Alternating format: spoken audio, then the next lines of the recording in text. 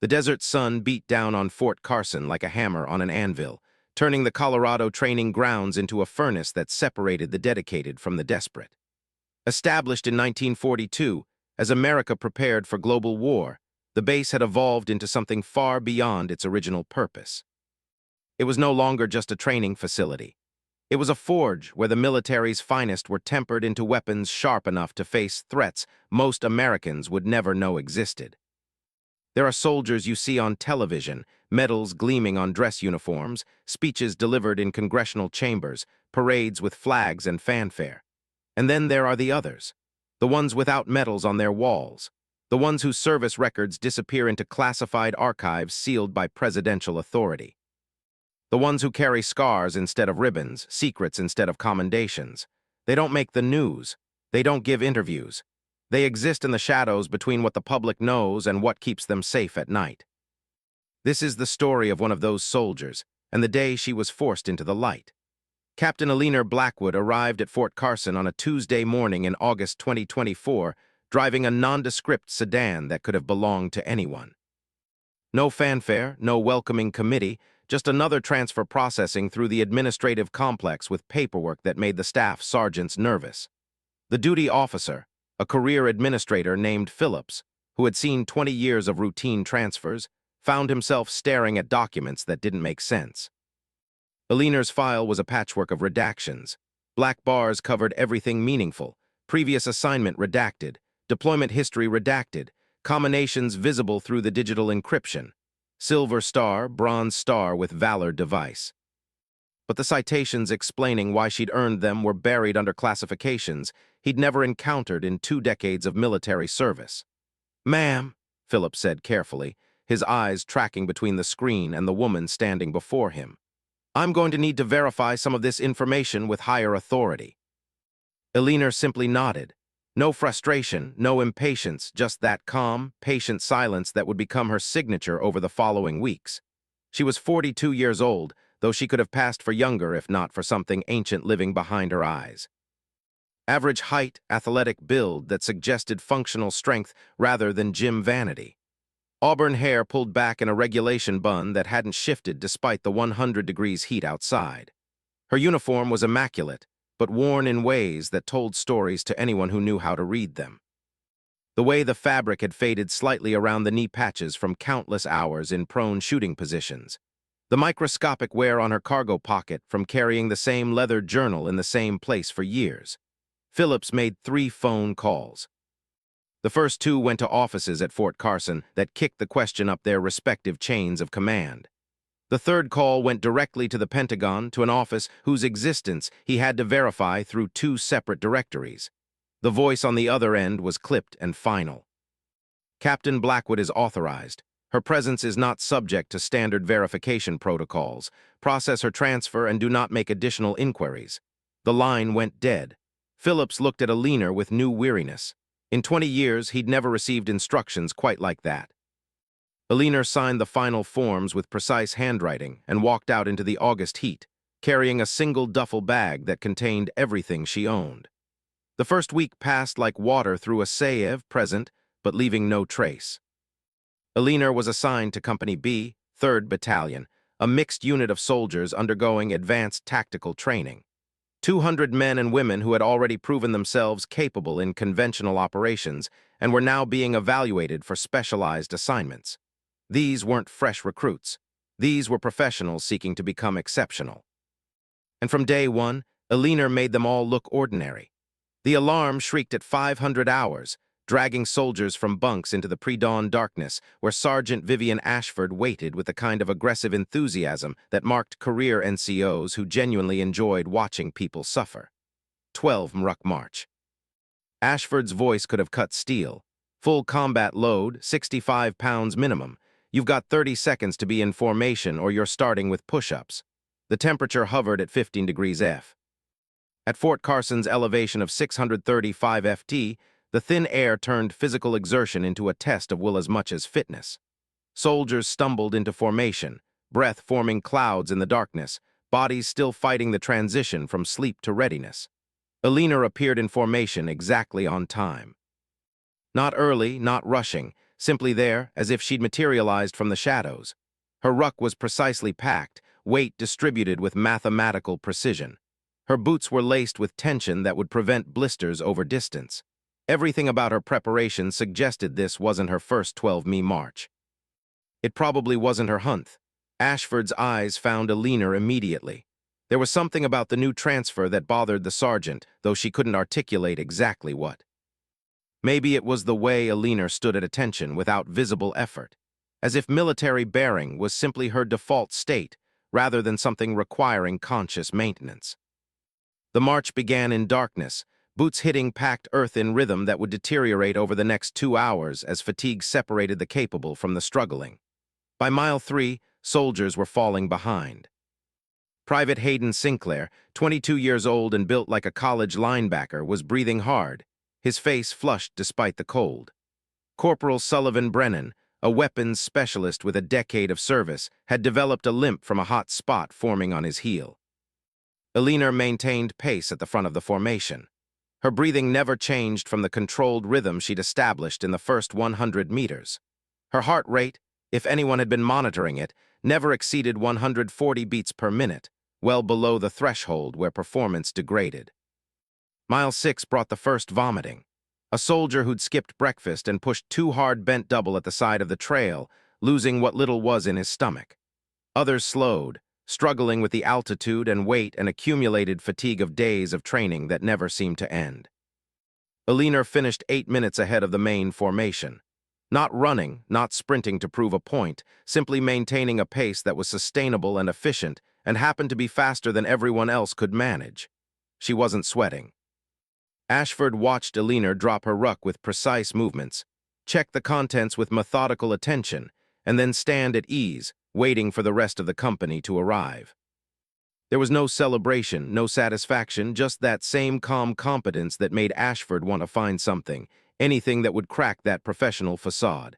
"Show off, bitch," Ashford muttered under her breath. Quiet enough that only the soldiers closest to her could hear, but her tone carried, and the sentiment spread through the formation like smoke through a barracks. The shooting range at Fort Carson was a cathedral to controlled violence. 50 firing lanes stretched across acres of carefully maintained impact area with BMS designed to stop anything up to 50 caliber rounds. The air smelled of gunpowder and cleaning solvent. Sounds punctuated by the steady crack of rifle fire as soldiers qualified on their assigned weapons. M4A1 carbine qualification was straightforward, 40 rounds at varying distances. 23 hits out of 40 constituted passing. Good soldiers managed 35. Exceptional shooters approached 40. Alina loaded her magazine with movements so practiced they appeared unconscious. Chamber check, sight picture, controlled breathing, the fundamentals that every soldier learned in basic training, executed with precision that suggested they'd become autonomic responses years ago. The targets popped up at 300 40 rounds, 40 hits. Brennan, serving as range safety officer, walked down range to verify Alina's target after the shooting line was cleared. He expected to see a tight grouping, maybe a 6 in cluster that would indicate excellent marksmanship. What he found instead made him call for the ranger master. Every single round had impacted within a 2 in circle at center mass. Not just close, not just accurate, mechanically identical. The kind of precision that suggested a Lelener wasn't aiming at a target so much as simply placing bullets exactly where she intended them to go. "That's not human shooting," Brennan said quietly to the range, a grizzled warrant officer who'd been qualifying soldiers for 30 years. "That's what we get from mounted weapon systems with computer-assisted fire control." The range master studied the target through binoculars, then looked back at Alina, who was field stripping her rifle with the same methodical precision she brought to everything. "Run her again at 500 m, the ranger master said. "I want to see if it was luck." 500 m beyond the standard qualification distance. Alina loaded, acquired targets, fired 40 rounds in a rhythm that never varied. 40 hits, same 2, in grouping. Brennan watched her clean the rifle afterward, and that's when he noticed something that made his professional curiosity turn into something closer to suspicion. Alina was making micro-adjustments to the barrel assembly, tiny corrections that required tools most soldiers didn't carry. She was compensating for barrel harmonics, the microscopic vibrations that occurred during firing and could throw rounds off target at extreme distances. How did you know the barrel was 0? Tomb off specification, Brennan asked, unable to keep the question contained. Alina looked up from her work. Her eyes met his for exactly 2 seconds. Long enough to acknowledge the question, not long enough to suggest she planned to answer it. Then she returned to cleaning her rifle, and Brennan understood he'd been dismissed. The hand-to-hand combat pit was a sand-filled circle where soldiers practiced the close-quarters techniques that might save their lives when ammunition ran out or situations deteriorated into the kind of desperate struggles that happened in dark rooms and narrow alleys. The instructor, a former Army Ranger named Davidson, who'd survived 3 deployments and more bar fights than he cared to remember, paired students randomly. Size and strength mattered less than technique and aggression. Combat wasn't fair. Training shouldn't be either. Blackwood, Davidson called out, reading names from his roster. You're up with Sinclair. Hayden Sinclair stood 6'4" tall and weighed 230 pounds.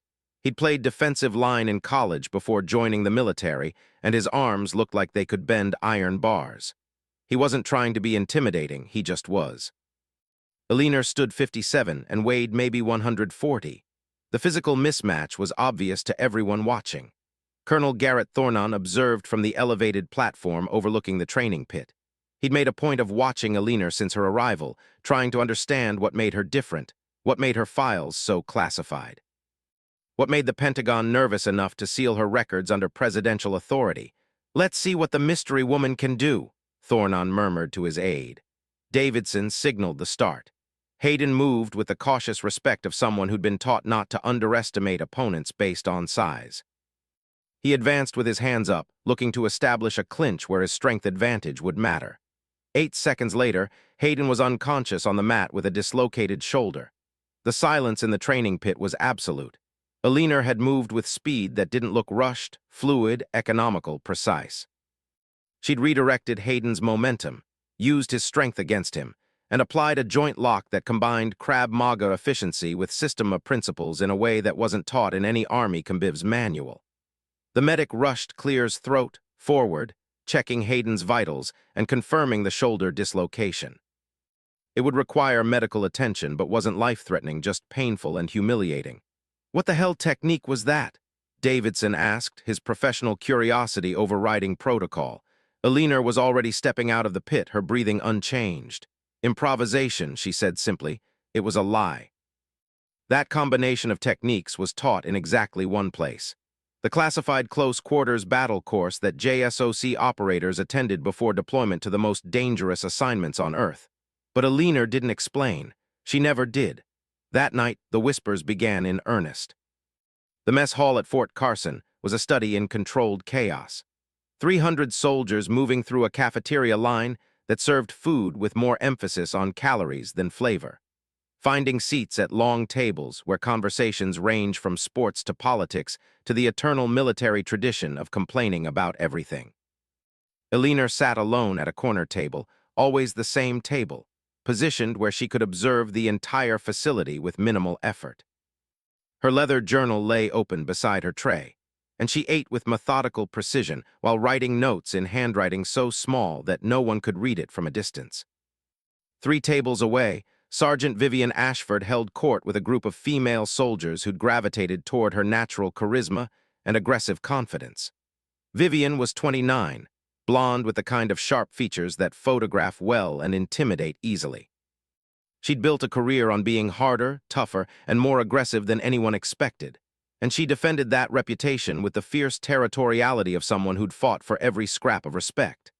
I'm telling you, Vivian's voice carried across the mess hall with practiced projection. There's something seriously wrong with Blackwood. 6 weeks here and nobody knows anything about her. That's not normal. Specialist Lillian Mercer leaned forward conspiratorially. Lillian was a communications expert with technical skills and social awareness in equal measure. My friend in admin said Blackwood's file is 80% redacted. Half the information requires clearance levels that don't even exist on this base. Exactly, Vivian replied, satisfaction evident in her tone. Nobody just shows up with that level of classification unless they're hiding something. And look at her. All eyes turned toward Alina's corner table. She sits alone, never talks to anyone, acts like she's better than the rest of us. That's not dedication. That's arrogance. Private Hayden Sinclair, his shoulder now in a sling from that morning's combat training, shook his head with frustration that bordered on anger. It's insulting. Honestly, we've all earned our spots here through years of service, deployments, proving ourselves in the field, and she just appears with mysterious paperwork and gets treated like she's special. The conversation drew attention from neighboring tables, creating ripples of interest that spread through the mess hall. Soldiers paused their own discussions to listen, drawn by the unusual topic of someone who'd managed to remain mysterious in an environment where privacy was nearly impossible to maintain. Corporal Brennan joined the conversation from an adjacent table. During weapons training, she made adjustments to her rifle that require knowledge of ballistics and barrel harmonics that go way beyond standard marksmanship. When I asked how she knew the specifications, she just walked away, like the question wasn't even worth answering. "That's what I'm talking about," Vivian said, her voice rising with vindication. Zero respect for fellow soldiers, zero interest in team building. During training, she performs with what looks like minimal effort while making everyone else look incompetent.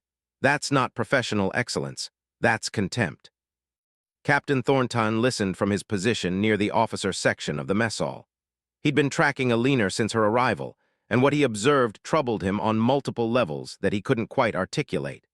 Her mysterious background suggested connections or classifications that could supersede his authority.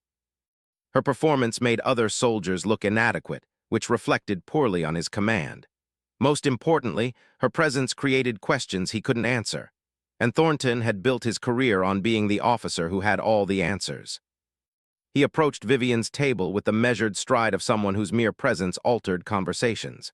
The soldiers immediately shifted from casual discussion to formal awareness, straightening posture and moderating tone. "Sergeant Ashford," Thornton said, his voice pitched to carry beyond their immediate circle. "I couldn't help but overhear your concerns about Captain Blackwood. Perhaps you'd like to share those observations with someone who can address them." Vivian's eyes lit up with the satisfaction of someone whose complaints were finally being validated by authority. "Sir, it's not just me. Multiple soldiers have expressed concerns about Blackwood's attitude. Her behavior seems inconsistent with the collaborative environment we're trying to build here." Thornton nodded thoughtfully, playing the role of the concerned commander weighing unit welfare. "What specific behaviors have you observed that concern you?" "She doesn't participate in group activities, sir. Doesn't engage in the team-building exercises that create unit cohesion. During downtime, she isolates herself instead of bonding with fellow soldiers. And during training, she performs exercises with what appears to be minimal effort while achieving results that make everyone else look inadequate by comparison." Brennan added his voice from the neighboring table. "Sir, if I may, Blackwood's performance suggests she's either not being challenged by our training regimen or she's not taking it seriously. Her capabilities exceed standard parameters in ways that raise questions about her qualifications and background." Thornton absorbed their complaints with the expression of someone carefully weighing multiple perspectives. In reality, he was calculating political advantage.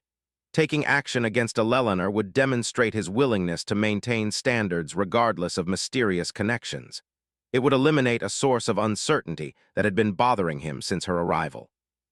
"Your concerns are noted," Thornton said with the gravity of someone making an important decision. "Unit cohesion is essential for mission success. Any factor that undermines that cohesion needs to be addressed promptly and decisively." He paused, letting the weight of his words settle over the expanding audience of soldiers now listening intently. "I'll be conducting a comprehensive evaluation of all personnel to ensure everyone meets the standards expected at this facility. That includes assessment of both technical capability and collaborative attitude." The soldiers nodded approvingly, satisfied their complaints were being taken seriously by someone with authority to implement solutions. What none of them realized was that Lelener had heard every word. Her corner position wasn't coincidence. Years of operational experience had taught her to process multiple conversations while appearing disinterested. She heard Vivian's criticisms, cataloged Brennan's observations, noted Thornton's maneuvering, and she understood with the cold clarity of someone who'd survived situations far more dangerous than mess hall politics that the careful balance she'd maintained for 6 weeks was beginning to deteriorate. She closed her journal and secured it in her cargo pocket with practiced precision. The notes she'd been making weren't about training exercises or tactical observations. They were psychological assessments, profiles of soldiers who might become problems, evaluations of leadership failures that could get people killed in actual operations. Vivian Ashford exhibited classic alpha female territorial behavior combined with deep-seated insecurity about her competence. Recommend psychological evaluation if this were an actual assessment protocol. Thornton demonstrated command insecurity masked by aggressive assertions of authority, tendency to view subordinate excellence as personal threat, high risk for poor decision-making under stress. The coalition forming against her was predictable, almost textbook. Elena had seen it before in other contexts, other assignments, other lives. But this time felt different. This time she couldn't simply disappear into another classified assignment when things got complicated. Because this time she was here for a reason that went beyond her own survival. That night alone in her barracks quarters, Elena opened the locked footlocker she kept beneath her bunk. Inside was a single photograph protected in a waterproof sleeve, edges worn from years of handling. 12 soldiers stood in desert camouflage against a background of Iraqi sand and concrete. Young faces with old eyes. Warriors who'd volunteered for a mission they knew might be their last. Elena's finger traced across the faces, whispering names like prayers. Jonathan, Marcus, William, Sarah, Thomas, Rachel, David, Michael, Elizabeth, Isaac, Alexandra. 11 names, 11 faces, 11 stars tattooed between her shoulder blades where no one could see them unless she chose to reveal them. One face was circled in red marker. Captain Jonathan Hayes, 38 years old, father of 2 daughters, the finest tactical commander Elena had ever known. The man who'd ordered her to survive when everyone else died. The photograph was dated March 1, 2003, one day before Operation Nightfall, one day before everything changed. Elena was 22 years old in that photo. Fresh-faced despite the deployment tan, scared despite the confident posture, the youngest member of a 12-person team about to attempt something that intelligence analysts gave less than 40% probability of success. She traced Hayes's face one more time, her finger following the line of his jaw, the crinkle of his eyes that suggested he smiled often despite the weight of command. "I'm sorry I came back without you, Johnny," she whispered to the photograph. "It should have been me." The memory came unbidden, as it did most nights.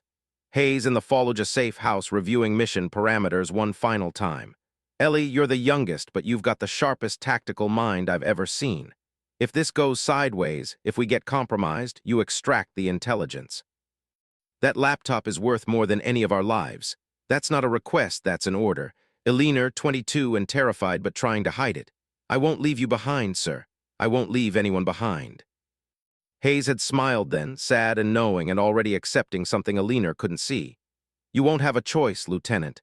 Promise me you'll survive. Promise me you'll make it matter." She'd promised and she'd survived. And for 21 years she'd been trying to figure out how to make it matter. Elena closed the footlocker and locked it with hands that trembled slightly. Tomorrow would bring new challenges, more tests, more questions she couldn't answer without compromising security protocols that existed for legitimate reasons. But the storm was building. She could feel it in the way soldiers looked at her. The way Thornton calculated angles, the way Vivian rallied support for concerns that seemed reasonable on the surface, but were really just fear dressed up as professional critique. Soon, very soon, someone would push hard enough that Elena would have to choose between maintaining cover and revealing capabilities that would raise questions she'd spent 21 years avoiding. The briefing room at Fort Carson smelled of old coffee and nervous sweat. 200 soldiers filed into metal chairs arranged in precise rows, their conversations creating a steady buzz of speculation about why they'd been summoned for a special session. Colonel Thornton stood at the front, his uniform pressed to razor precision, studying notes on his tablet with intense focus that suggested important decisions were being made. Behind him, a projection screen displayed only a title: Performance Assessment, All Personnel. Eleanor entered last, selecting a seat in the back row where she could observe without being observed. Her leather journal rested in her lap, ready for the detailed notes she'd been making since arrival. Something about the energy in the room felt different today. More charged, more purposeful, like invisible currents were building toward an inevitable storm. Sergeant Ashford positioned herself 3 rows forward, surrounded by the informal coalition of soldiers who'd become her supporters. Their whispered conversations and pointed glances in Alina's direction made their focus clear. Thornton called the room to attention with crisp authority. 200 soldiers snapped to their feet in unison, the sound of their movement echoing off concrete walls decorated with inspirational quotes about courage and sacrifice. When they settled back into seats, the silence was absolute. Everyone understood they were about to witness something significant. "Ladies and gentlemen," Thornton began, his voice carrying the measured cadence of rehearsed remarks. "This facility exists to prepare elite soldiers for the most challenging assignments our military faces. That preparation requires not only individual excellence, but the ability to function effectively as part of a coordinated team." He paused, allowing his words to settle like declarations of principle that would guide whatever came next. Over the past several weeks, concerns have been raised through proper channels about unit cohesion and the collaborative spirit that forms the foundation of military effectiveness. These concerns have been documented, evaluated, and deemed significant enough to require immediate address. Alina's pen moved steadily across journal pages, documenting not just Thornton's words, but the reactions they generated throughout the room. She noted soldiers shifting uncomfortably when he mentioned collaboration concerns. She observed others nodding approvingly when he emphasized immediate action. She watched Ashford's group exchange satisfied glances when he referenced issues raised through proper channels. What interested Alina most was Thornton's body language, the slight tension in his shoulders suggesting he was operating outside his comfort zone. The way his eyes avoided certain sections of the room while speaking. The careful word choices indicating he was following a script rather than speaking from conviction. This wasn't a commander addressing legitimate training concerns. This was an officer who'd been maneuvered into taking action that served someone else's agenda. Military service, Thornton continued, voice gaining strength as he moved into familiar territory, is fundamentally about sacrifice.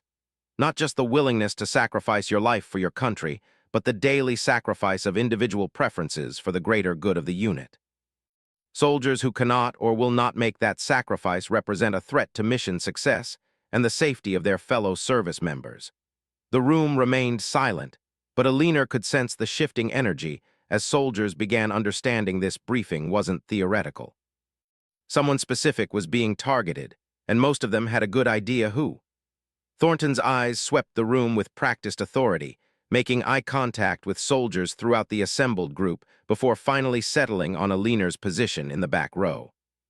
Today's evaluation will test not only individual competence, but also the willingness to demonstrate the collaborative spirit that separates true soldiers from individuals who happen to wear uniforms. The words hung in the desert air like a challenge. And Eleanor understood that the careful neutrality she'd maintained for 6 weeks was about to be tested in ways that might force her to abandon the protective anonymity she'd cultivated. Behind Thornton, the projection screen flickered to life, revealing a detailed training scenario that made several soldiers lean forward with interest. Urban warfare, hostage rescue, mock Fallujah compound. Alina's hands stopped writing, her breathing caught. For just a moment, the professional mask slipped, and something raw and painful flashed across her face. Because she knew that compound, she'd been inside it. She'd lost 11 people to its layout, and now Thornton was going to make her go back. The projection screen displayed architectural blueprints that turned Alina's blood cold. 3-story residential compound, intersecting corridors, multiple entry points, windows positioned at angles that created overlapping fields of fire. It wasn't similar to the Fallujah building where Operation Nightfall had died. It was identical. Someone at Fort Carson had accessed classified mission files and recreated the exact structure where 11 American operators had been ambushed 21 years ago. The building where Alina had made 4 trips into hell and come back with bodies and a laptop and survivor's guilt that weighed more than both. Thornton's voice continued, oblivious to the storm building behind Alina's carefully controlled expression. Teams of 4 soldiers will be assigned randomly. You'll have 30 minutes to develop tactical plans, then execute live scenarios in front of the full battalion. Success will be measured not only on tactical soundness, but on your ability to incorporate input from all team members and demonstrate collaborative decision-making. Eleanor's pen had stopped moving. Her journal lay forgotten in her lap. She was staring at the blueprint with the intensity of someone watching a ghost materialize in daylight. The corridor where Hayes had taken rounds covering her extraction. The stairwell where Marcus Dalton had bled out despite her desperate first aid. The third-floor room where Sarah Brennan had died instantly from a headshot before Eleanor could reach her. Every detail was correct, every measurement precise. Someone had done their homework. The question was whether this was coincidence or something worse. Team assignments are posted outside, Thornton announced, gesturing toward the exit. You have exactly 30 minutes to develop your approach before presenting to the evaluation panel.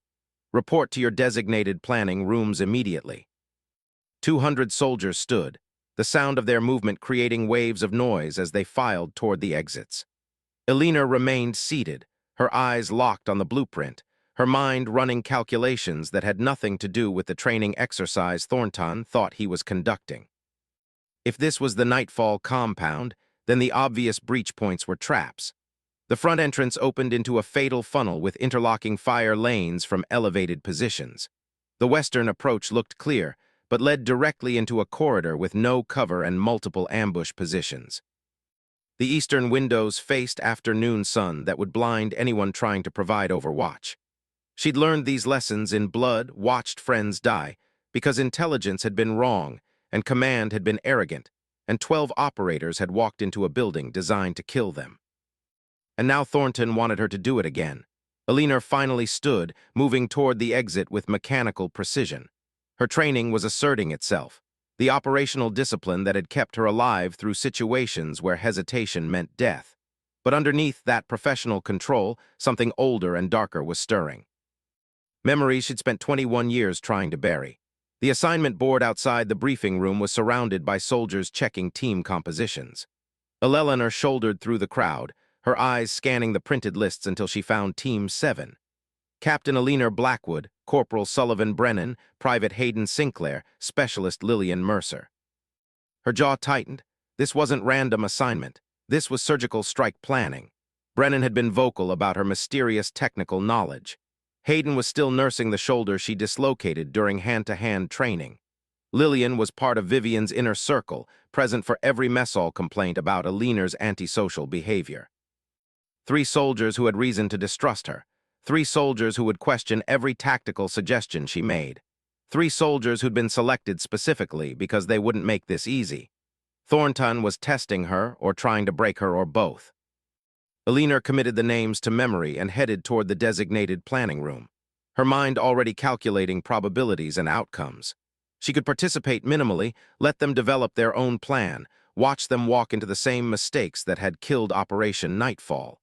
Safe approach, maintain cover but guaranteed failure. Or she could intervene, use her knowledge to guide them toward success, and reveal capabilities that would raise questions she'd avoided for 6 weeks. The planning room was a windowless concrete box with a metal table, 4 chairs, and a detailed blueprint of the compound mounted on the wall. Brennan, Hayden, and Lillian were already present when Eleanor arrived, their body language broadcasting hostility before anyone spoke. Brennan sat at the head of the table, spreading out tactical diagrams with the confidence of someone who'd assumed command by default. His decade of military service and weapons expertise gave him legitimate credentials for leadership. His ego made him deaf to input that contradicted his initial assessment. Hayden paced along the far wall, his nervous energy manifesting in constant movement. The sling supporting his injured shoulder was a visible reminder of Eleanor's combat capabilities, creating resentment that colored every interaction. Lillian occupied the corner position, arms crossed, expression broadcasting skepticism. Her communication expertise made her valuable for coordination, but her loyalty to Viven's coalition made her predisposed to view Eleanor as a problem rather than an asset. The silence stretched uncomfortably as Eleanor entered and took the remaining chair without greeting or preamble. She opened her journal to a fresh page and waited. Brennan broke the silence with aggressive authority. All right, we've got 30 minutes to plan a hostage extraction. I'll take point on tactical approach. The scenario is straightforward. Third floor hostage, unknown number of hostiles, 12-minute time limit. He tapped the blueprint with decisive emphasis. We go in hard and fast. Frontal breach through the main entrance. Maximum firepower, overwhelming speed. Tuerson assault team, Tuerson overwatch and perimeter security. Speed and aggression are our primary assets here. Hayden nodded enthusiastically, drawn to the simplicity and decisiveness of Brennan's plan. Exactly right. The longer we wait, the more time hostiles have to adapt or relocate the package. Hit them before they know we're there. Eleanor studied the blueprint while they talked. Her eyes tracked corridor angles, window positions, structural load points. Every detail triggering memories she tried to forget. She saw Hayes checking corners, weapon up, professional and careful. She saw Dalton providing rear security, always watching their backs. She saw the whole team moving with coordinated precision that came from months of training together. And then she saw the ambush, the overlapping fields of fire, the coordinated response that proved the insurgents had known exactly when and where nightfall would breach. 60-plus hostiles when intelligence had promised 12 IED chains that detonated in sequence, cutting off retreat routes. Heavy weapons positioned to create intersecting kill zones that turned the compound into an abattoir. Eleanor's hands were shaking. She pressed them flat against her journal to hide the tremor. Lillian noticed Eleanor's silence and interpreted it as condescension. You got input, Blackwood, or you just going to sit there taking notes like you're documenting our incompetence for some classified report? The hostility in Lillian's voice snapped Eleanor back to present. She looked up from the blueprint, her eyes focusing on 3 soldiers who had no idea they were planning their own deaths. The professional calculations and strategic considerations evaporated. What remained was something more primal. The same instinct that had driven her to make 4 trips into the nightfall kill zone. The same desperate need to save people, even when saving them revealed Clear's throat. Things better left hidden. Your breach point is a fatal funnel, Eleanor said quietly. Her voice carried weight that went beyond rank or authority, intersecting fields of fire from second-floor windows in the northwest stairwell. You'll have 4K IIA in the first 30 seconds. Brennan's expression shifted from confidence to defensive anger. That's pure speculation. The blueprint doesn't show hostile positions. The blueprint doesn't need to show them. The architecture creates natural defensive positions that any competent force will exploit. The main entrance opens into a lobby area with sight lines from 3 elevated positions. Anyone breaching through that door is silhouetted against exterior light, while defenders have concealment and elevation advantage. Eleanor's finger traced routes on the blueprint with unwavering conviction. Second floor windows here and here provide overlapping coverage of the approach. The stairwell creates a vertical choke point that can be held by 2 defenders against a dozen attackers. And the lobby ceiling is low enough that grenades or flashbangs will have reduced effectiveness while increasing risk of friendly fire injuries. The room had gone silent. All 3 soldiers staring at Eleanor with expressions that mixed surprise, confusion, and suspicion. How do you know interior layout details that aren't on the blueprint? Brennan asked, his voice sharp with challenge. Eleanor realized her mistake even as the words left her mouth. She'd provided tactical analysis based on personal experience inside a building that officially didn't exist outside classified archives. The kind of knowledge that came from walking those corridors, clearing those rooms, learning those lessons in ways that left scars deeper than anything physical. She could deflect, make up some explanation about pattern recognition or structural analysis or intelligence preparation, maintain the careful distance she'd cultivated for 6 weeks. But Hayden was going to walk through that door and die in the same place Hayes had died. Lillian was going to provide communications from the same position where William Crawford had bled out, calling for backup that never came. Brennan was going to take command and make the same mistakes that had turned a 40% success mission into total catastrophe. Eleanor looked at each of them young soldiers who'd never faced combat that tested everything they believed about their training and capabilities, who thought they understood warfare because they qualified on ranges and completed exercises and earned their positions through conventional excellence. They had no idea what real combat looked like, what it felt like to watch people die, because intelligence was wrong or command was arrogant, or sometimes just because war didn't care about fairness or competence, or who deserved to survive. Because I've been in that exact building, Eleanor said, her voice devoid of emotion. Fallujah, March 2003, Operation Nightfall. We lost 11 people to that layout. The silence that followed was absolute. Brennan's face cycled through confusion, disbelief, and dawning recognition. Nightfall was classified Black Ops, Special Activities Division. How the hell would you? I was there. Eleanor's voice remained flat, carefully controlled.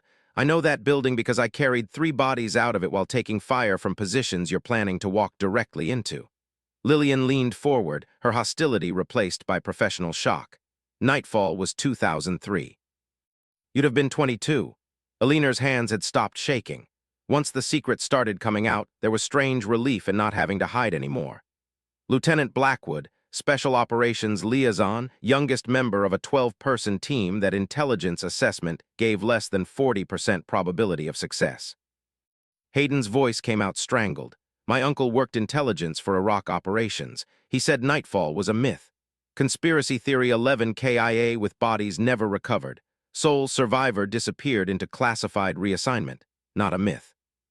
Eleanor turned back to the blueprint, her finger tracing the route she'd used 21 years ago. The sole survivor is sitting right here trying to stop you from making the same mistakes that got my team killed. The planning room door opened. A sergeant poked his head in, checked his watch, frowned. Team 7, you've got 15 minutes remaining. Hope you're making progress. The door closed, leaving them in silence that felt heavier than before. Brennan found his voice first. If you've got operational experience with this building, why didn't you say something during the briefing? Because my presence here is classified. Because Operation Nightfall is sealed under presidential authority. Because revealing what I know means compromising security protocols that exist for legitimate reasons. Eleanor's voice hardened slightly. But watching you plan a frontal assault into the same kill zone that murdered 11 operators crosses a line I'm not willing to accept. Simulation or not. So what do we do? Lillian asked. Her skepticism had transformed into something else. Not trust exactly, but recognition that they were dealing with someone whose experience exceeded anything they'd imagined. Eleanor studied the blueprint one more time, seeing 2 overlapping images. The architectural drawing with its clean lines and precise measurements, and the memory of that building filled with smoke and blood, and the sounds of people dying. Multiple entry points, she said finally, simultaneous breach from 3 vectors to divide hostile attention. We use the structural features as assets instead of fighting against them. Northwest Maintenance Access provides concealed approach to second-floor positions. Eastern Elevation gives overwatch coverage without sunblindness if we time the assault correctly. Southern Utility Corridor leads directly to third-floor objective while bypassing the primary kill zones. Hayden's eyes widened. The blueprint doesn't show a maintenance access point or utility corridor. The blueprint shows the official building layout. It doesn't show modifications made during occupation or structural features that aren't documented in public records. Eleanor's voice carried complete certainty. The northwest wall has a welded maintenance hatch bottom left corner. 3 strikes with a rifle butt at 45 degrees angle will compromise the weak point. The utility corridor entrance is concealed behind removable paneling in the southern storage room. How do you know about modifications in concealed features? Brennan's question wasn't hostile anymore. It was the professional inquiry of someone recognizing expertise far beyond their own. Because I helped map that building during pre-mission reconnaissance.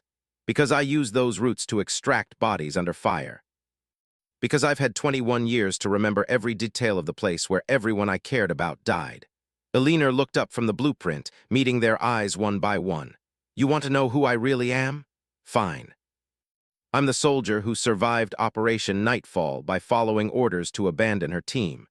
I'm the operator who made 4 trips into an active kill zone because I couldn't leave them behind. I'm the person who spent 2 decades trying to figure out how to make survival mean something. She turned back to the tactical planning. Right now, what I am is someone who knows how to clear this building without casualties. The question is whether you trust that knowledge enough to follow a plan that contradicts everything your conventional training taught you. Brennan and Hayden exchange glances. some wordless communication passing between them that acknowledged they were in territory beyond their experience. Lillian spoke for all of them. "What do you need us to do?" The next 15 minutes transformed the planning session. Eleanor's tactical guidance was precise, detailed, and uncompromising.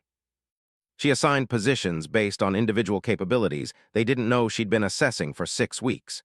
She outlined timing sequences that required coordination beyond anything they'd practiced. She described the building's defensive characteristics with absolute certainty born from knowledge purchased in blood. Brennan would lead the northwestern approach, using the maintenance accessor described. Hayden would provide elevation overwatch from the eastern position, utilizing his marksmanship skills with specific firing solutions Eleanor provided. Lillian would coordinate communications while managing real-time tactical adjustments from a command position that kept her out of direct fire. And Eleanor would take the southern utility approach to the third-floor objective, moving alone through routes only she knew existed.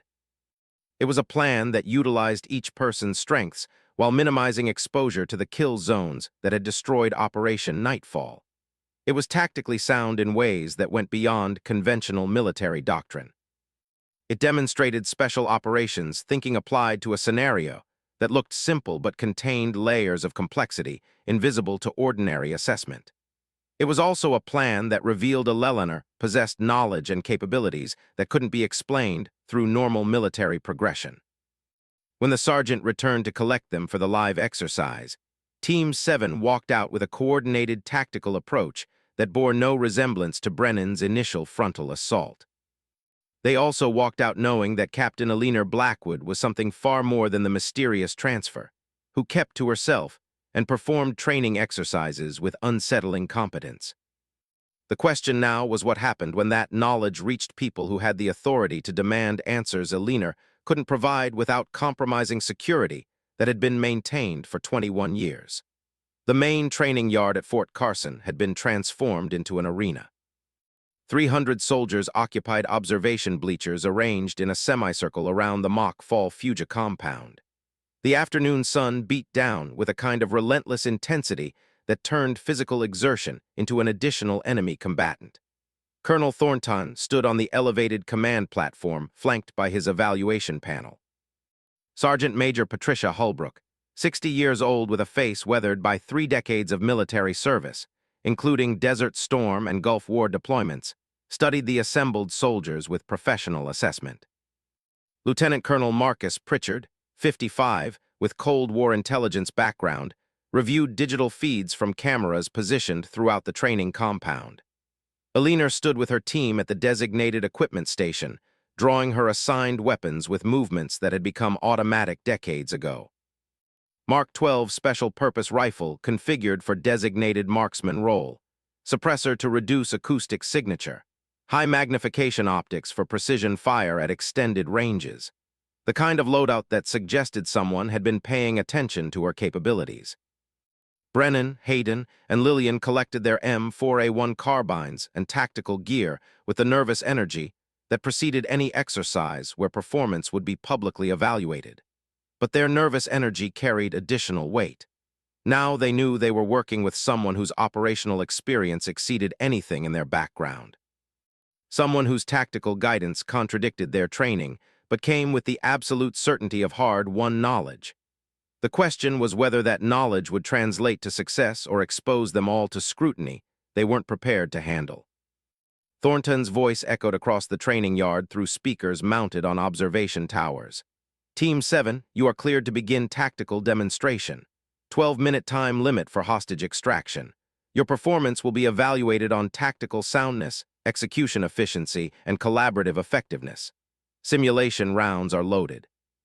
Enhanced marking ammunition will cause pain compliance and visible impact evidence. Treat this as combat conditions. Eleanor felt her heart rate spike, not from fear of the exercise, from the memories it triggered. She'd heard similar mission briefings in Fallujah, stood in similar staging areas surrounded by operators who trusted their training and each other, believed that intelligence was accurate and command knew what they were doing, and 12 well-trained soldiers could handle anything they encountered. 21 years hadn't dulled the memory of how wrong those assumptions had been. Alina moved to her assigned overwatch position on an adjacent structure, climbing an external ladder with practiced efficiency. The elevated position provided sight lines across a compound's eastern approaches exactly as she'd briefed the team. From here, she could observe the entire operation while providing covering fire if the automated hostile targets appeared in patterns she anticipated. Through her rifle scope, Alina watched Brennan approach the northwest wall, finding the maintenance access point she described. He struck the welded hatch 3 times at the precise angle Alina had specified. The metal gave way with a groan of stressed steel, revealing the darkened access corridor beyond. Brennan hesitated at the threshold. Alina could see his uncertainty, even from 200 m away. This wasn't part of conventional tactics. This was trusting knowledge from a source he still didn't fully understand. Then he entered, weapon up, moving with the careful precision of someone who recognized they were operating beyond their normal capabilities. Hayden established his overwatch position on the eastern elevation, using the afternoon sun angle Alina had calculated to keep glare out of his optics, while maintaining coverage of the compound's primary approaches. His positioning was textbook special operations, though he likely didn't realize that's what he was executing. Lillian activated her communication station, establishing the coordination network that would allow real-time tactical adjustments. Her technical expertise was solid, but Aleliner had provided her with frequency protocols and bypass procedures that went beyond standard military communications doctrine. The first 90 seconds proceeded exactly as Aleliner had planned.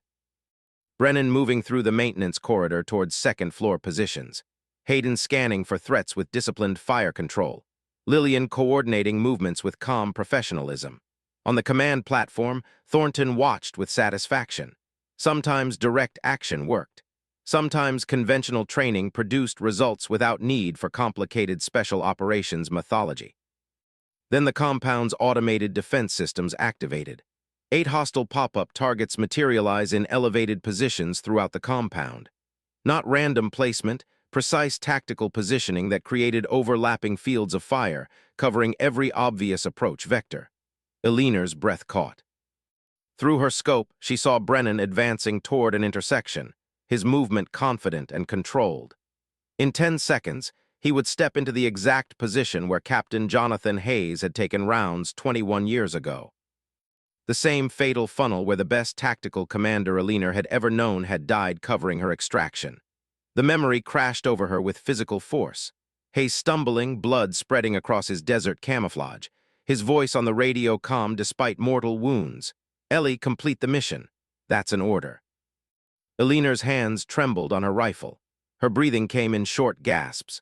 The professional control she'd maintained for 6 weeks was cracking under the weight of trauma she'd never properly processed.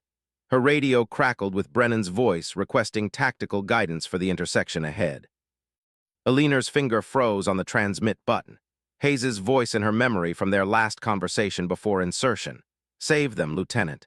If things go wrong, you save as many as you can. Don't let my death be meaningless." Alina keyed the radio, her voice shaking in ways she couldn't control. Brennan, freeze position. Hostiles 11-0-0 high 2-0-0 mid 4-0-0 behind stairwell. You have 5 seconds before you're in the kill zone. Brennan stopped instantly. "How do you have visibility on interior positions from exterior overwatch? Move now." Alina's command voice emerged, overwhelming the panic attack trying to consume her. Northwest wall, low crawl 15 m Hayden, suppress hostile positions. I'm marking. Lillian, I need building sensor override access code 44721. Lillian's response came sharp with shock. "How do you know the building access code?" "Because I said it 21 years ago." "Execute." The training yard erupted with murmurs from the observation bleachers. 300 soldiers processing the implications of what they just heard. On the command platform, Sergeant Major Holbrook leaned forward with sudden intensity. "Colonel, that's not standard tactical coordination. That's special operations battle management." Pritchard was already pulling up classified database queries on his tablet. Sir cross-referencing building specifications with historical operations. Operation Nightfall, Fallujah 2003-12, Urson Special Activities Team, 11 KIA-1 survivor. His face went pale as additional details populated his screen. File is sealed under Presidential Security Directive. Survivor identity classified. Last known assignment. He looked up at Thornton with something close to horror. This facility evaluation and protocol assessment authorized 6 weeks ago. Thornton's satisfaction transformed into confusion and dawning dread. Alina continued coordinating Team 7's assault with precision that exceeded anything they demonstrated in training. She provided Brennan with specific breach points that bypassed defensive positions. She gave Hayden firing solutions that utilized ricochet angles and geometric calculations beyond standard marksmanship. She guided Lillian through communication protocols that were definitely not in any manual Thornton had ever seen. The hostage extraction that should have taken 12 minutes concluded in 8. 0 simulated casualties, flawless tactical execution, perfect coordination. Team 7 emerged from the compound carrying their simulated hostage, their expressions mixing triumph with profound confusion about what they just accomplished. In the observation bleachers, soldiers whispered among themselves, trying to process what they'd witnessed. "Who the hell is she?" Brennan whispered to no one in particular. 300 soldiers waited for answers that Thornton couldn't provide. Alina descended from her overwatch position with mechanical precision, her body executing the movements while her mind tried to process the adrenaline crash. Following the panic attacks she'd barely controlled, she'd exposed herself, revealed capabilities that couldn't be explained through conventional military progression, demonstrated knowledge of classified operations, and tactical protocols that officially didn't exist. The careful anonymity she'd maintained for 6 weeks was gone. The questions she'd avoided were about to become demands she couldn't deflect, and somewhere in the distance, she could hear the distinctive sound of a U-60 Blackhawk helicopter approaching Fort Carson at high speed. Someone important was coming. Someone who'd been monitoring the situation and decided it required immediate personal intervention. Alina walked across the training yard toward the command platform where Thornton stood with his evaluation panel.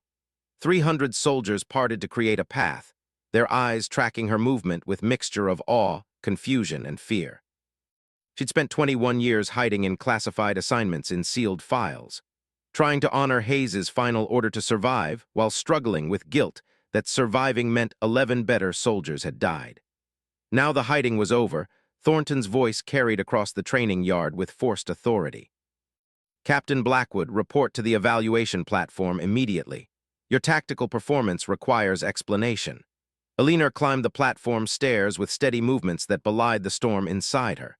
She stood at attention before Thornton, Clear's throat, aware of 300 pairs of eyes watching, waiting to understand who she really was. "Sir," Alina said, her voice carefully neutral, "my previous assignments require security verification before detailed discussion." "I'm your commanding officer at this installation," Thornton replied, his voice rising with frustration and fear. "You'll answer my questions about your operational background." Sergeant Major Holbrook intervened with the calm authority of someone who'd seen enough classified operations to recognize when conventional protocols didn't apply. "Colonel Thornton, if Captain Blackwood references compartmented intelligence classifications, I will not." Thornton cut her off, his composure cracking under pressure of uncertainty he couldn't control. "Tolerate my authority being undermined by classified operatives hiding behind security protocols while operating under false pretenses." He turned his full attention to Alina, voice pitched to carry across the assembled soldiers. "You've been here 6 weeks under mysterious circumstances, demonstrating capabilities that exceed your documented background, refusing to engage in unit cohesion activities. This battalion deserves answers about who you are and what you're really doing here." Alina felt something crack inside her, the careful professional distance that had protected her for 2 decades. The emotional control that had allowed her to function despite carrying 11 ghosts everywhere she went. "Sir," she said, voice breaking slightly for the first time anyone at Fort Carson had witnessed, "I lost 11 teammates because someone violated operational security. I will not compromise protocols that keep soldiers alive." "You'll follow my orders," Thornton shouted, his own control failing. "You want to talk about dead teammates? Prove it." The helicopter sound was closer now. Less than 2 minutes out, Thornton made his fatal decision. The choice that would end his career and change everything for Alina and expose secrets that had been buried for 21 years under presidential authority. "Captain Alina Blackwood, he said with the terrible finality of someone committing to action they couldn't reverse. I am ordering you to remove your uniform blouse. If you possess operational tattoos, identification marks, or anything that explains your background, we're examining them. Right now, in front of this battalion, the silence that followed was absolute. 300 soldiers holding collective breath. Sergeant Major Holbrook stepped forward, her voice sharp. Colonel Thornon. That order violates multiple regulations regarding this soldier, has demonstrated covert operational capabilities while refusing credential verification. Thornton interrupted, his voice carrying desperation now. We have a right to know who's operating among us. Eleanor's hands moved to her uniform blouse zipper. They were trembling again, but this time not from panic attack, from rage, from grief, from 21 years of carrying weight no one should bear alone. Lieutenant Colonel Pritchard tried one last intervention. Garrett, for God's sake, don't do this. If she's who I think she is, that is a direct order, Captain Blackwood. Eleanor unzipped slowly. The blouse fell away, revealing the OD green tank top beneath. For a moment she stood there, her back to Thornon, facing the assembled soldiers who watched with horrified fascination.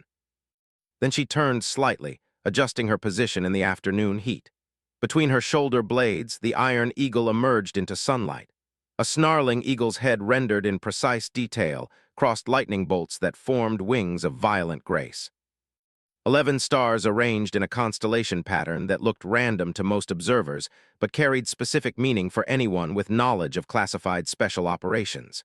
Beneath the eagle's script in elegant letters, Nightfall 12 went in. Roman numerals marking a date 32-2003 March 2nd, 2003. Encircling the design initials in tiny precise letters. JHMDWCSBTGRMDTMOES IWAB 11 sets of initials, 11 names, 11 soldiers who'd never come home. Sergeant Major Holbrook gasped, her hand covering her mouth. Her eyes had gone wide with recognition and horror. Lieutenant Colonel Pritchard's tablet slipped from his fingers, shattering on the concrete platform. In the observation bleachers, Vivian Ashford whispered in disbelief. Oh my God, the Fallujah massacre. I thought that was conspiracy theory. Brennan's voice carried across the sudden silence. What's Nightfall?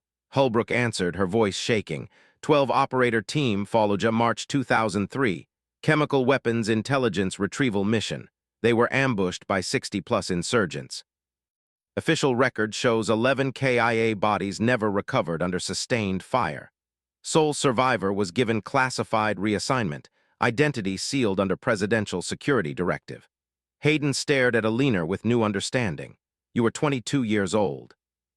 Eleanor stood there exposed, tears streaming silently down her face, not speaking, not defending, just bearing witness to names tattooed on her body like prayer or penance or both. The U-60 Blackhawk touched down on the parade ground 200 m away, rotor wash, creating dust clouds that obscured visibility. The helicopter door opened. A figure emerged, uniformed crisp despite the helicopter flight, 4 stars gleaming on shoulders, Medal of Honor ribbon prominent clears throat among rows of other decorations. General Robert Mackenzie, 68 years old, architect of Operation Nightfall, walked toward the command platform with measured authority that made every soldier snap to attention instinctively. His eyes found Eleanor standing exposed before 300 witnesses. His weathered face showed not anger, but profound grief. The look of someone who'd carried responsibility for 11 deaths across 21 years and never found peace with the weight. Mackenzie climbed the platform stairs. His voice when he spoke carried quiet authority that reached every corner of the training yard. Colonel Garrett Thornton. Each word precise and heavy with consequence. Who gave you authority to expose a presidential security directive identification tattoo in a public setting? Thornton's face cycled through confusion, recognition, and absolute horror as he understood the magnitude of his mistake. Eleanor remained standing at attention, tears streaming, the iron eagle visible to everyone, 11 names displayed like wounds that never healed. And in the silence that followed, 300 soldiers waited to learn the truth about Operation Nightfall, about the young lieutenant who'd survived when 11 better operators died, about the ghosts that Captain Eleanor Blackwood had been carrying alone for 21 years. The truth was coming, all of it, and nothing would ever be the same again. General Robert Mackenzie stood on the command platform with the bearing of a man who'd spent 4 decades making decisions that shaped military policy, while maintaining public ignorance of operations essential to national defense, but invisible to civilian oversight. The afternoon sun cast his shadow across the concrete like a judgment rendered in silhouette. 300 soldiers remained at attention, barely breathing, sensing they were about to witness something that transcended routine military discipline. This wasn't a training exercise gone wrong. This was history being written in real time. Secrets being exposed that powerful people had worked hard to keep buried. Mackenzie's eyes swept across the assembled battalion before settling on Thornton with a cold assessment of a surgeon identifying cancer that required immediate excision. "Colonel Thornton," Mackenzie said, his voice carrying the measured cadence of absolute authority. "You have precisely 10 seconds to explain your decision to publicly expose classified operational identification markings that are protected under Presidential Security Directive 77 Foxtrot. I suggest you use those seconds wisely because your military career likely depends on the quality of your explanation." Thornton's face had gone pale.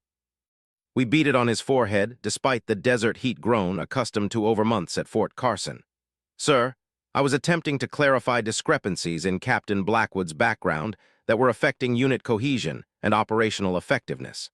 Her performance suggested capabilities inconsistent with documented training history. So you ordered her to strip in front of 300 witnesses." Mackenzie's voice remained calm, which somehow made it more terrifying. "You thought the appropriate response to questions about a soldier's background was public humiliation and forced exposure of markings you had no clearance to view, no authority to reveal, and no comprehension of the security implications involved in their display. Sir, I didn't know exactly, Colonel, you didn't know. And instead of following proper channels for classified personnel verification, instead of contacting the Pentagon offices, whose signatures appeared on Captain Blackwood's transfer orders, instead of exercising even basic judgment about why a soldier's files might be sealed under presidential authority, you decided to assert your ego and demonstrate your command presence."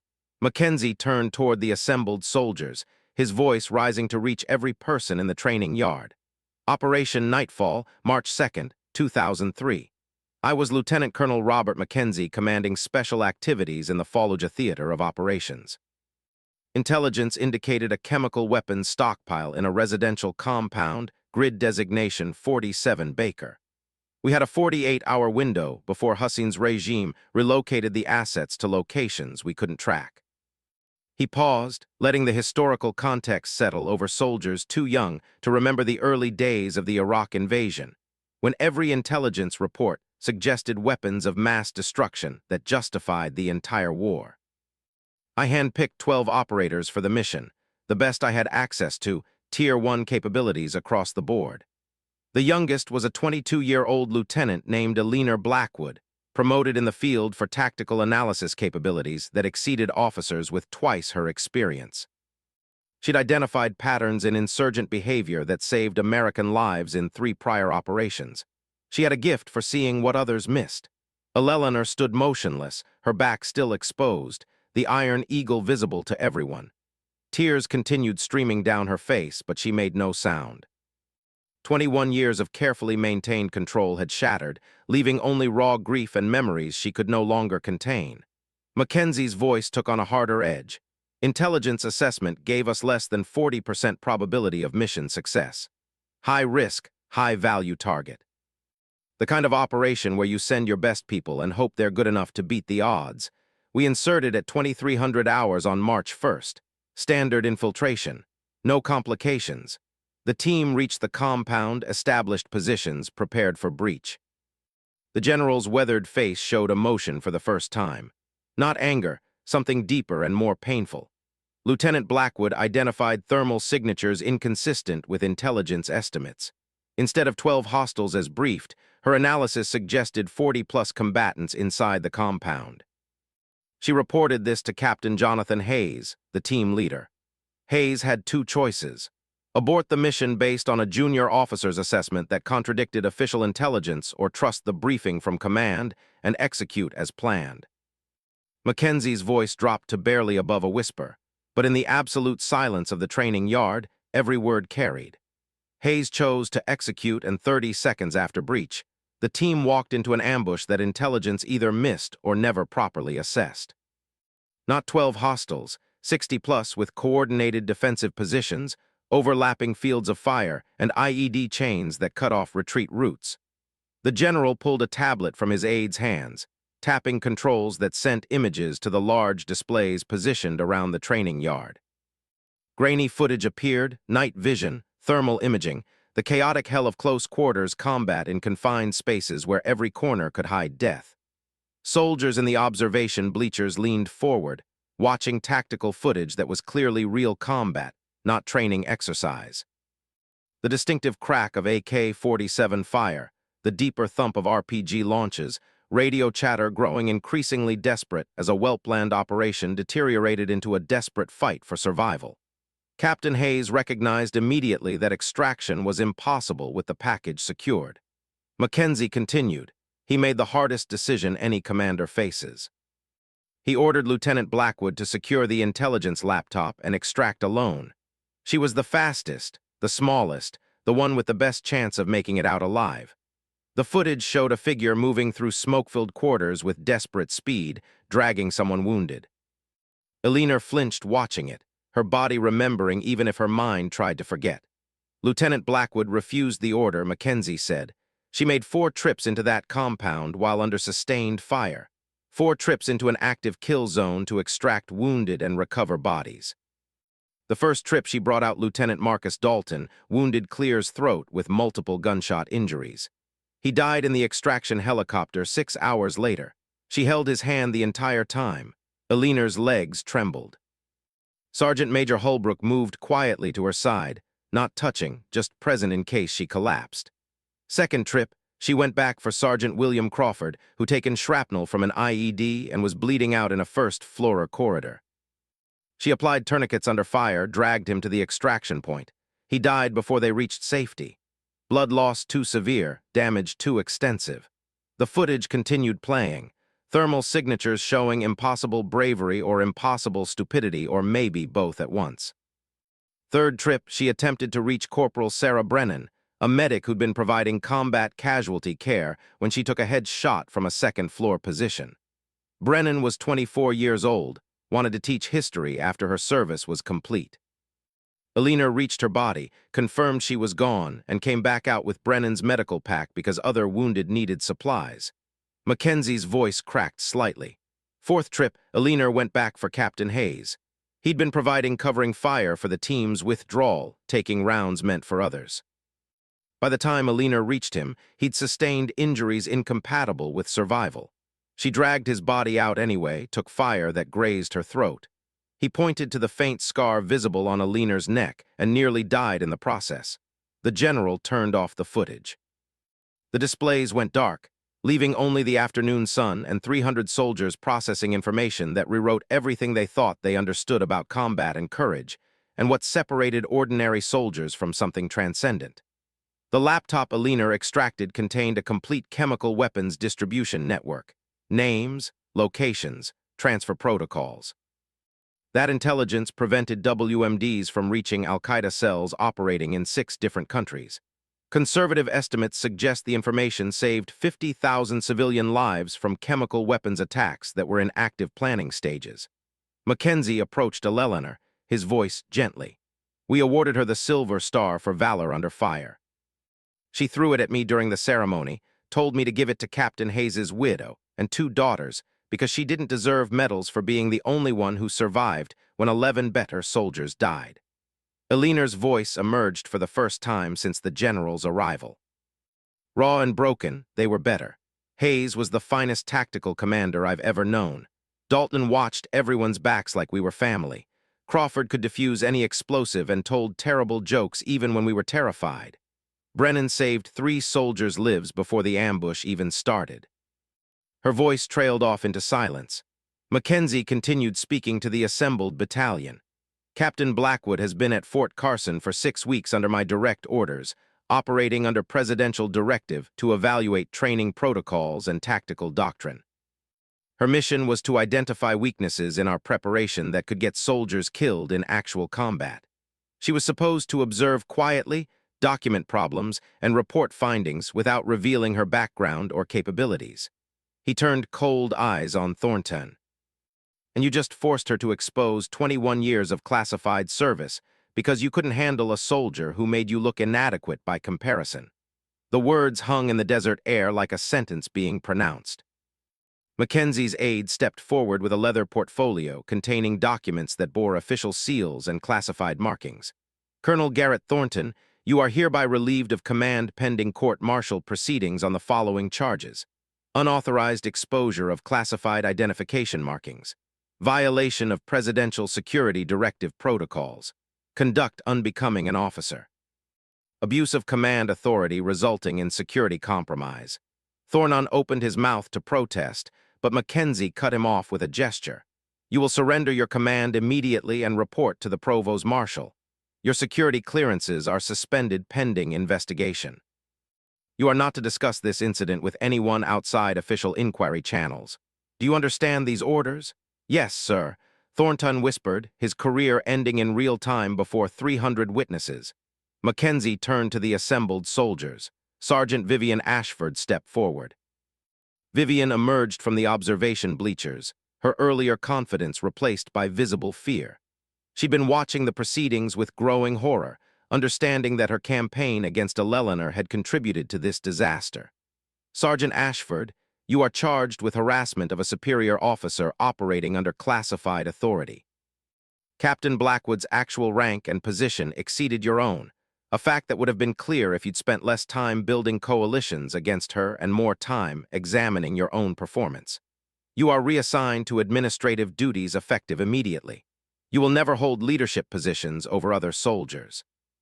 This limitation is permanent and will follow you throughout your remaining service. Viven's face crumbled, but she managed to whisper, "Yes, sir." Corporal Brennan, Private Sinclair, Specialist Mercer stepped forward. The three members of Team 7 approached with expressions mixing shame and confusion. They've been part of the coalition against Eleanor, but they'd also just experienced her tactical genius firsthand during the exercise.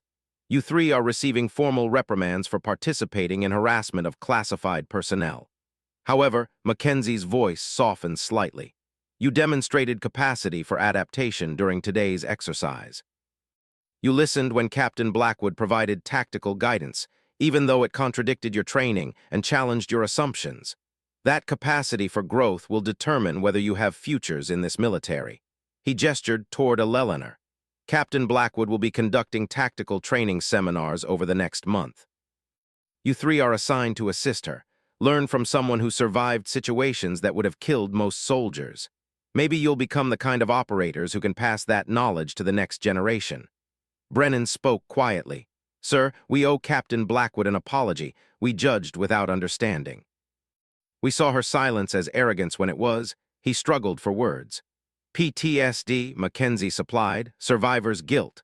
Trauma that doesn't respond to conventional treatment because the wounds are carved into identity itself. Captain Blackwood has carried 11 ghosts for 21 years while trying to honor their sacrifice by preventing others from dying the same way. Your judgment made that burden heavier. The general pulled Eleanor aside, his voice dropping to tones only she could hear. Ellie, you can't carry them alone anymore. Hayes, Dalton, Crawford, Clears, Throat, Brennan, the others, they're gone. You survived. That wasn't weakness or failure or cosmic injustice. That was Hayes making the hardest decision a commander can make. He chose you to survive because he knew what you'd become. Eleanor's voice came out broken. Clears' throat, I was the youngest. I should have died first. Why did Johnny save me? Because Jonathan Hayes was a brilliant tactical commander who saw potential in a 22-year-old analyst that she couldn't see in herself. He knew you'd spend the rest of your life trying to make survival mean something, and look what you built. Mackenzie produced another folder, this one containing orders that would reshape Eleanor's career and life. Pentagon is creating a new position, Director of Tactical Doctrine Command. Complete authority to redesign training protocols across all service branches. Your assessments become military standard. Your lessons get taught to every soldier before they deploy. Eleanor stared at the documents like they were written in a language she didn't understand. I can't. Every time I close my eyes, I see them die. I hear Hayes telling me to leave him. I feel Dalton's hand going cold while I promised I'd tell his wife he loved her. Then let those memories serve a purpose. Mackenzie's voice carried the weight of someone who understood trauma from personal experience. Jonathan Hayes's daughters, Jennifer and Amanda, they're 26 and 24 now. They've written me every year since their father died, asking what his sacrifice meant, what it accomplished, whether his death mattered. Tears streamed down Alina's face. I can't face them. How do I tell them their father died, giving me an order I refused to follow? That I wasted time trying to save others when he told me to complete the mission first? You tell them their father made 4 soldiers survive long enough for you to reach them. That he held a position against impossible odds so you could make those trips. That Marcus Dalton lived 6 extra hours because of your first aid. That the intelligence you extracted prevented chemical weapons from killing 50,000 innocent people. That their father's last order to you was to make survival matter, and you've spent 21 years trying to honor that command. Mackenzie's voice gentled even further. Jennifer wants to join the military. She's been asking me about special operations, about following her father's path. Amanda is studying tactical analysis at the War College. They're not looking for someone to blame, Ellie. They're looking for connection to a father they barely remember. They want to meet the soldier he died protecting. Alina's professional control shattered completely. Mackenzie caught her as her legs gave out, holding her while 21 years of carefully contained grief finally broke through walls that could no longer contain it. The assembled soldiers watched their mysterious, competent, untouchable Captain Blackwood collapse into very human tears in a general's arms. And something shifted in how they understood strength and survival, and the cost of service that went beyond anything they'd imagined. 5 years passed with the speed of military transformation when proper authority removed bureaucratic obstacles. Alina's position as Director of Tactical Doctrine Command gave her unprecedented power to reshape how America trained its warriors. The statistics told part of the story. Special operations casualty rates dropped 43%. Training facility fatalities, soldiers dying during preparation for combat, decreased 67%.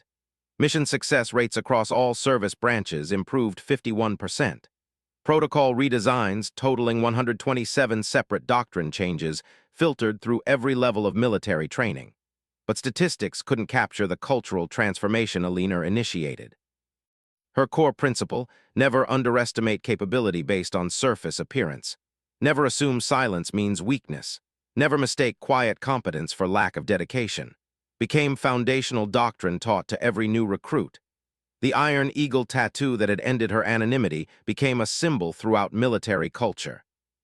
Not something soldiers replicated, but something they understood represented service beyond recognition, sacrifice without celebration, and the principle that the most dangerous operators were often those who appeared least threatening until circumstances required their capabilities.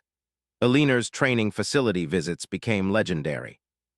She had an instinct for identifying soldiers who reminded her of herself at 22. Quiet, competent, isolated, carrying burdens they couldn't articulate. At Fort Bragg, on a humid Carolina morning, Alina observed a formation of new recruits completing advanced tactical certification. One soldier caught her attention immediately.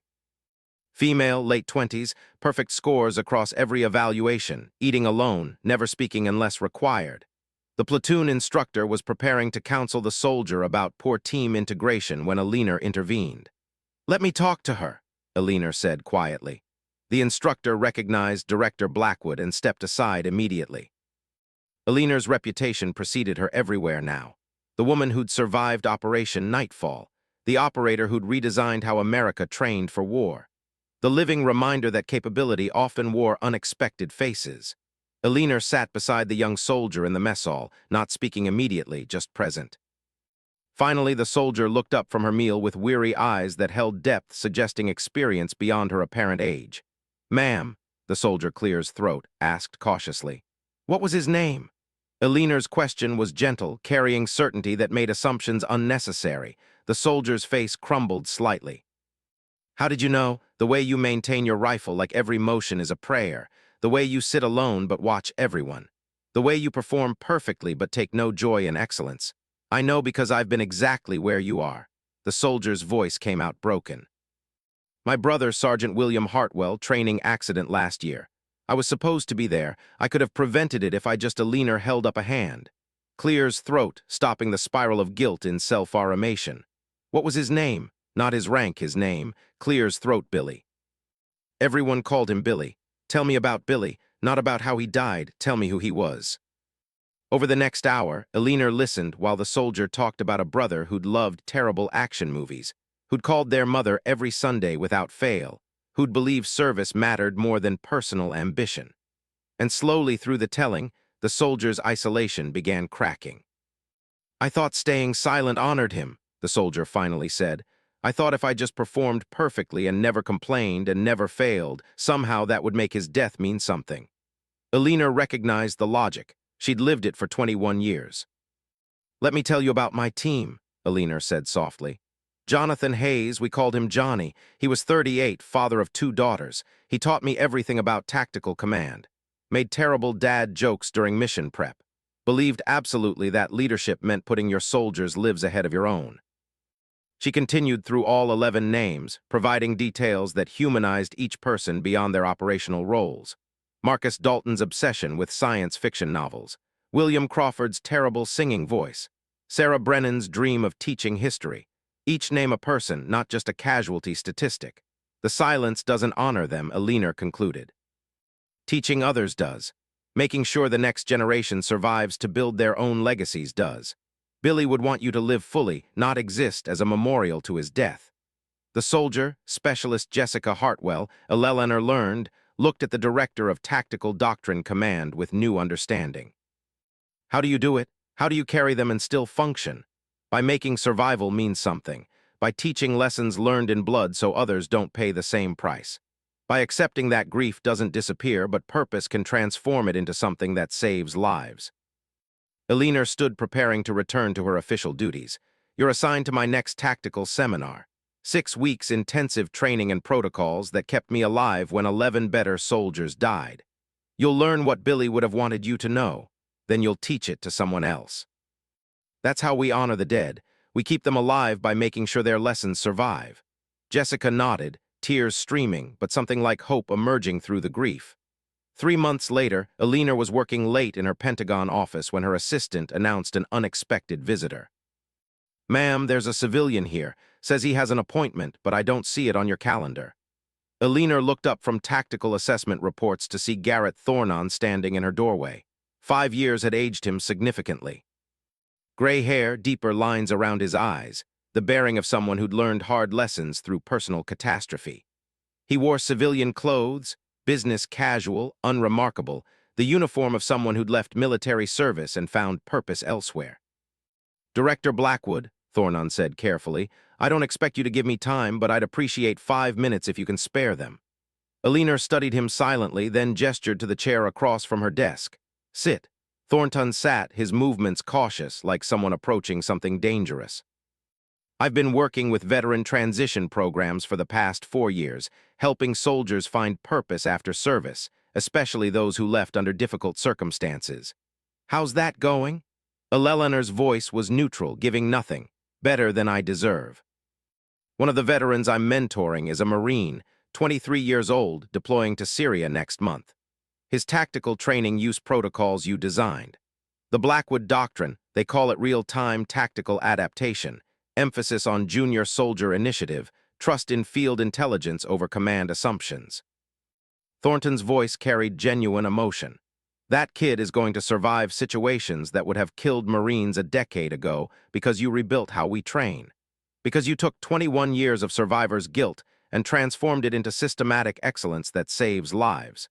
Eleanor's expression softened slightly. What do you want, Garrett?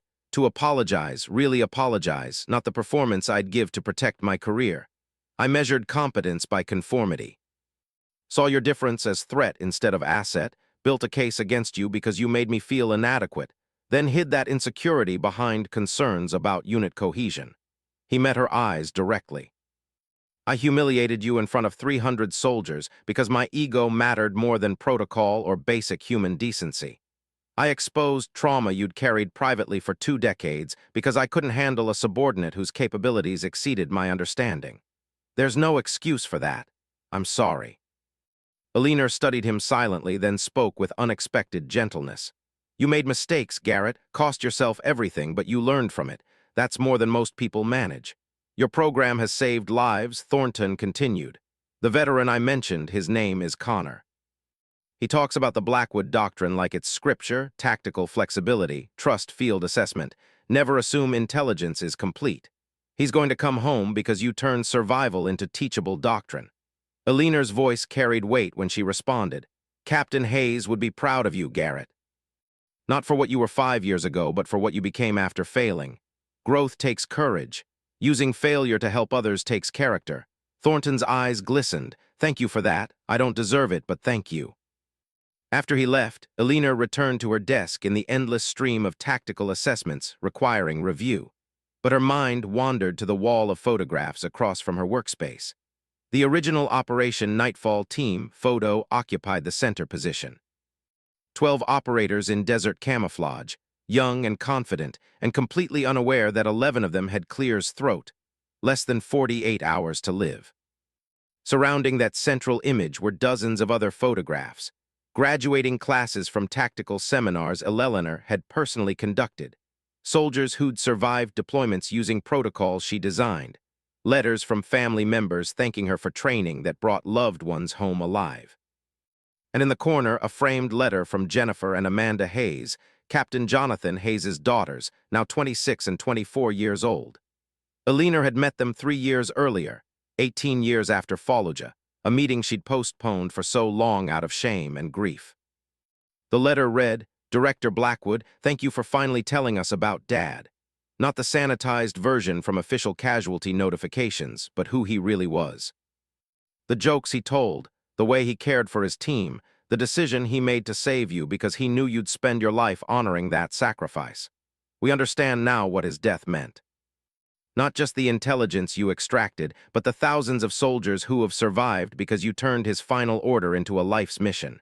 He would be so proud of you. We are too. Please stop apologizing for surviving. You've made his sacrifice matter in ways beyond anything he could have imagined. Jennifer and Amanda Hayes. Aliner traced the words with her finger, tears streaming as they always did when she read the letter. 21 years since Fallujah, 21 years of carrying 11 ghosts. But finally, slowly, she was learning to transform that weight into something beyond survival. Her desk phone rang. Secure line, Pentagon routing. Eleanor answered to find General Mackenzie's voice. Ellie, we've got a situation developing, high-risk extraction, Damascus, civilian intelligence assets compromised behind enemy lines. They're assembling a team and want your tactical assessment before insertion. Aliner pulled up the classified briefing materials on her computer, her mind already analyzing terrain, approach vectors, extraction routes, the operational planning that had kept her alive through impossible situations and failed to save 11 people she'd loved. Send me everything, Aliner said. Full intelligence package, team composition, asset locations, threat assessment. I'll have recommendations within 6 hours. Ellie Mackenzie's voice gentled. Are you sure this is Syria? Similar operational profile to Nightfall. If it triggers, it always triggers, General. Every operation, every assessment, every time I close my eyes. But Hayes ordered me to make survival matter. This is how I do that. I make sure the next generation comes home. Aliner worked through the night, analyzing the Damascus operation with expertise earned through decades of experience, and refined through 21 years of asking what she could have done differently in Fallujah. She identified 14 protocol modifications that would improve probability of successful extraction. She flagged intelligence gaps that needed verification before commitment. She provided alternative approach vectors that reduced exposure to ambush scenarios. And when she submitted her assessment, she included a personal note to the team commander. Trust your junior personnel if they report inconsistencies between intelligence and field observation. Hayes taught me that lesson in the hardest way possible. Don't let your operators pay that price again. 3 weeks later, she received confirmation that the Damascus extraction succeeded with 0 casualties. 14 protocol modifications implemented. Intelligence gaps verified and addressed before insertion. Junior soldier field assessment led to route adjustment that avoided prepared ambush. The team commander note was brief.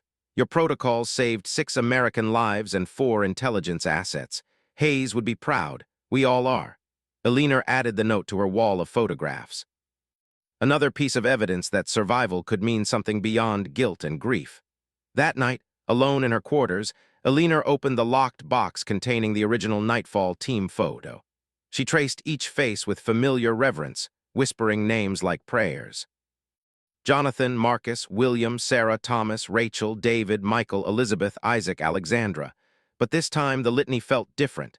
Not just memorial or penance, but acknowledgement and gratitude and continuation.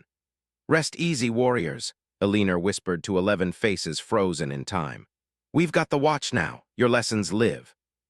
Your sacrifice matters. And every soldier who comes home because of protocols you died teaching me, that's your legacy continuing. She closed the box and locked it, then opened her computer to review training assessments for the next tactical seminar. 47 new students, each one someone who'd survived situations that would have killed them a decade ago because 11 operators had died in Fallujah, and one survivor had spent 21 years making that death mean something. The Iron Eagle tattoo on Alina's back carried 11 stars representing 11 lives. But those stars now illuminated thousands of others. Soldiers trained in protocols learned through sacrifice. Warriors surviving because someone had transformed trauma into systematic excellence. Lives saved because Alina Blackwood had finally learned what Captain Jonathan Hayes knew when he gave his final order. Survival wasn't the punishment for being the only one who lived. It was the opportunity to ensure others didn't pay the same price. The chance to honor the dead by protecting the living. The sacred duty to carry lessons learned in blood and transform them into doctrine that saved lives across decades and continents and conflicts yet to come. 11 went into that Fallujah compound on March 2nd, 2003. Only one came back, but that one had ensured thousands more would return home to families who'd never know the names of the soldiers whose sacrifice made survival possible.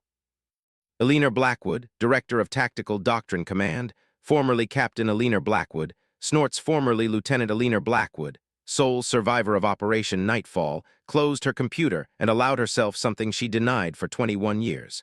Peace with survival. Acceptance that living when others died wasn't betrayal but responsibility. Understanding that the 11 stars tattooed between her shoulder blades weren't just memorial, but mission continuing through every soldier she trained. Every protocol she designed, every life saved by lessons learned in the place where everyone she loved had died. The Iron Eagle spread its wings across her back, 11 stars burning bright, and Alina whispered one final prayer to the ghost she'd carry forever. Thank you for the order to survive. I finally understand what you knew I'd become. Rest easy, warriors. Your watch is ended. Mine continues. And every sunrise I see is another day to make your sacrifice matter. In barracks and forward operating bases across the world, young soldiers trained under the Blackwood Doctrine, learning tactical excellence from protocols written in blood and refined through decades of survivors' determination to ensure no one else paid the price she'd witnessed in Fallujah. They didn't know Alina's full story. They'd never seen the Iron Eagle tattoo or understood the weight of 11 names carried between her shoulder blades. They just knew that somewhere in the Pentagon, a director whose tactical assessment saved lives had redesigned how America prepared for war. And that was enough. That was everything. That was 21 years of grief transformed into purpose that would outlive Alina herself, carrying forward the legacy of 11 warriors who died so one could survive to teach thousands how to live. The end of one story, the continuation of 11 others. And the promise that sacrifice, when honored properly, never truly ends. It echoes forward through time, saving lives in conflicts yet to come, protecting Clear's throat, soldiers yet unborn, ensuring that the price paid in blood purchases something worth the cost. Alina Blackwood had finally learned to live with the Iron Eagle. And in learning that, she'd given meaning to every star, every name, every ghost she'd carry until her own watch finally ended.